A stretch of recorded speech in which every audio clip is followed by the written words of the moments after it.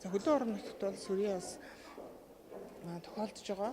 Гэхдээ арангаа бол одоо сүрээгийн бага тархалтай ийм бүс нутагт харьяалагддаг. За жилд бол нэг дунджаар 70 орчим сүрээгийн шинэ тохиолдол бүртгэгдээд ингээд явж байгаа.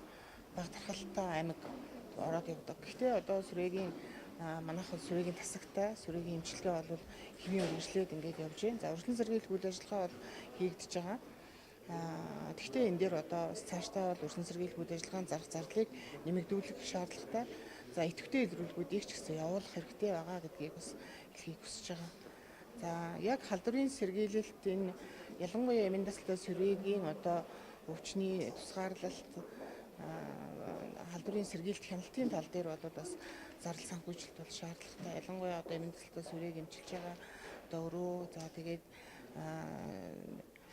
үйлчлэгээ үзүүлж байгаа хүмүүсийн аюулгүй байдлын асуудлууд, халдвараас урьдчилан сэргийлэх асуудлууд, за яг эмч совилогч нарын одоо халдвар авах тэр эрсдлийг бууруулах энэ дээр зарж байгаа хөрөнгийг бас нэмэгдүүлэх шаардлагатай.